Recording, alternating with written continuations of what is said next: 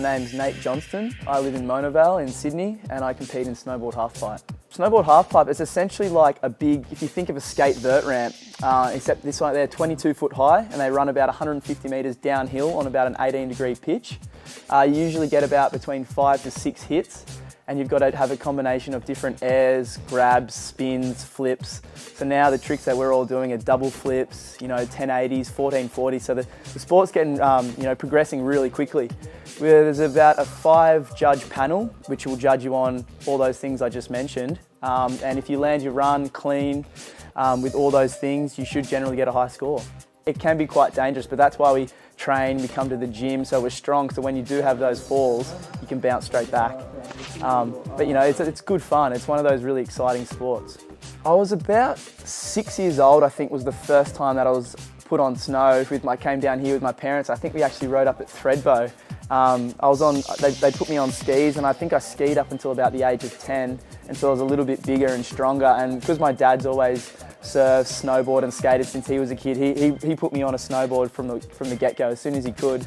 Once I was a little bit older, I joined the winter sports program that Perisher has, and you go riding with kids your own age, you have a coach, and you ride Saturdays and Sundays. So that was a really big turning point for me, and that's where I ended up meeting my coach that I have today, Ben Alexander. When the FIS program kind of got up and running, I was with the first group of kids that kind of came through into that program, and Ben was the coach. So from there, I spent a few years developing my skills, going overseas, competing, until I was at a level where I could be, join the OWIA program where I am today, and still going strong now.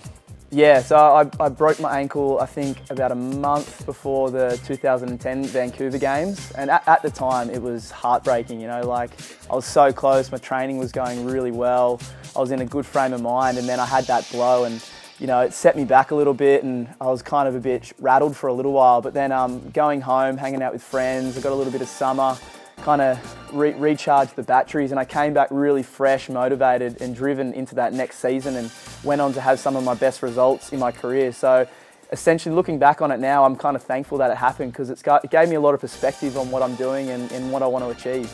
My main focus is just getting to Sochi in the best possible shape and mindset that I can be, and kind of once I get there and hopefully get a good result, and then I'll kind of just see what happens after that. I think just walking out at the opening ceremony and seeing how many people are there watching it, and just all the other disciplines and countries that are going to be there, that's what really makes it so special.